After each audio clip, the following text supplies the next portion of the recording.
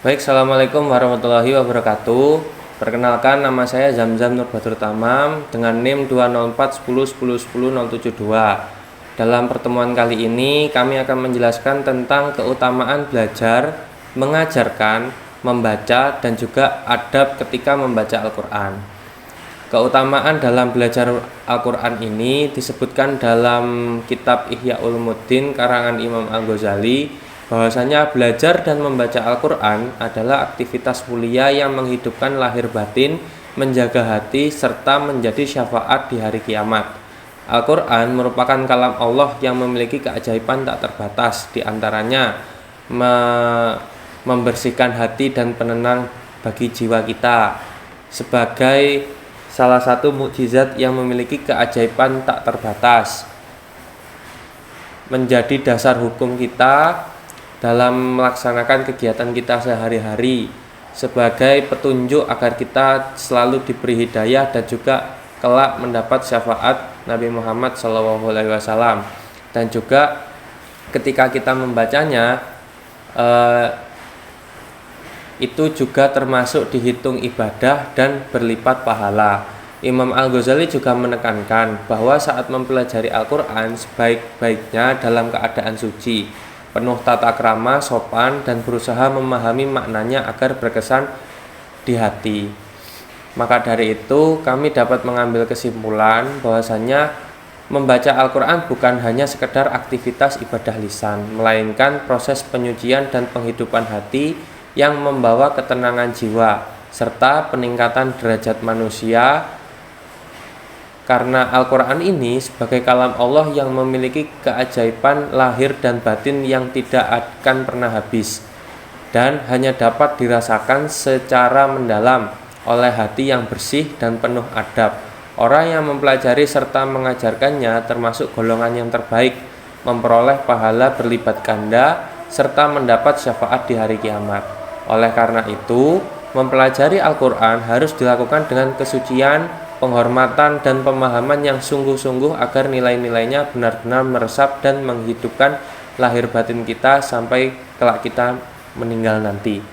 Mungkin setelah itu ada keutamaan mengajarkan Al-Quran. Kita sebagai umat muslim juga perlu bisa mengajarkan Al-Quran, yakni ketika proses penyampaian bacaan, pemahaman, serta nilai-nilai yang tergantung dalam kitab suci umat Islam kepada orang lain dengan penuh keikhlasan dan tanggung jawab.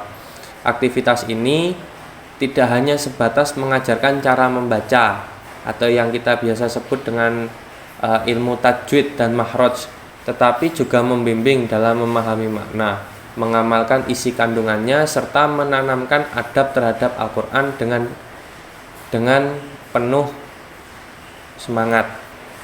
Mengajarkan Al-Quran merupakan bagian dari dakwah dan ibadah yang memiliki kedudukan sangat mulia dalam Islam.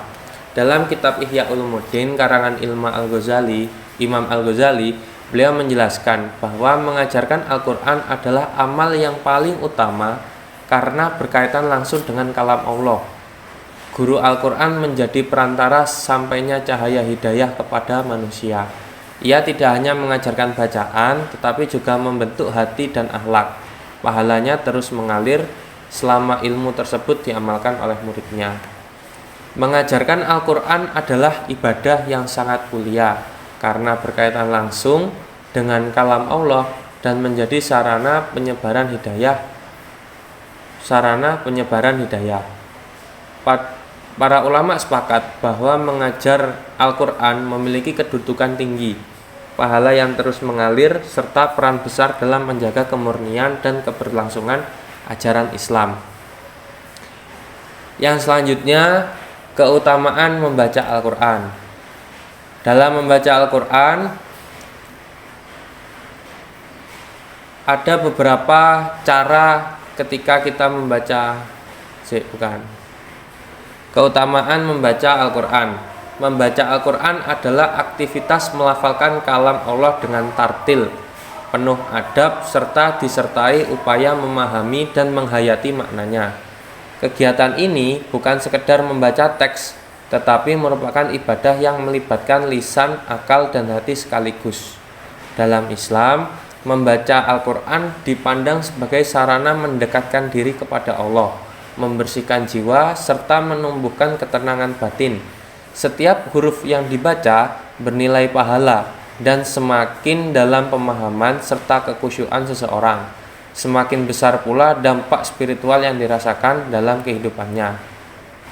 Menurut Imam Al-Ghazali dalam kitab Ihya Ulumuddin, membaca Al-Quran dapat menghidupkan hati yang mati dan menjadi cahaya bagi jiwa yang gelap. Imam An-Nawawi juga menjelaskan bahwa membaca Al-Quran adalah amalan paling utama setelah ibadah-ibadah wajib, karena ia merupakan bentuk interaksi langsung dengan wahyu Allah. Menurut Ibnu Katsir, dalam tafsir Ibnu Katsir menegaskan bahwa Al-Quran akan menjadi syafaat bagi pembacanya di hari kiamat. Dengan demikian, membaca Al-Quran adalah ibadah yang memiliki keutamaan besar, baik di dunia maupun di akhirat. Ia membersihkan hati, menenangkan jiwa, serta menjadi penolong pada hari kiamat. Setelah kita belajar 3 hal tadi, mulai membaca, setelah itu mengajarkan, dan yang terakhir dalam keutamaan membaca, ada adab membaca Al-Quran. Adab membaca Al-Quran adalah tata krama dan sikap yang harus diperhatikan seseorang muslim ketika berinteraksi dengan kalam Allah. Adab ini mencangkup persiapan lahir dan batin, seperti dalam keadaan suci, berpakaian sopan, menghadap kiblat, membaca dengan tartil, serta menghadirkan hati yang khusyuk. Membaca Al-Quran tidak hanya aktivitas lisan, tetapi juga ibadah hati dan pikiran, sehingga diperlukan sikap hormat, tenang, serta niat yang ikhlas agar bacaan tersebut membawa pengaruh spiritual yang mendalam. Menurut Imam Al-Ghazali, adab utama membaca Al-Quran adalah menghadirkan rasa pengagungan kepada Allah dan merenungi maknanya sehingga ayat-ayatnya berkesan di hati. Imam An-Nawawi juga berpendapat dalam menekankan pentingnya menjaga kebersihan ketika membaca Al-Quran, membaca dengan tartil dan tidak tergesa-gesa, serta tidak menjadikan sebagai bahan senda gurau. Dengan demikian, adab membaca Al-Quran merupakan bentuk penghormatan terhadap wahyu Allah, sekaligus sarana agar bacaan dapat memberikan dampak kepada jiwa kita sebagai umat muslim, agar ketenangan hati dapat diraih. Para ulama juga sepakat bahwa tanpa adab, bacaan hanya menjadi rutinitas lisan tanpa makna mendalam. Oleh karena itu, membaca Al-Quran hendaknya dilakukan dengan kesucian, kekhusyuan, serta perenungan agar nilai-nilainya benar-benar hidup dalam hati dan tercermin dalam perilaku sehari-hari. Mungkin itu saja yang bisa kami sampaikan. Kurang lebihnya mohon maaf. Wassalamualaikum warahmatullahi wabarakatuh.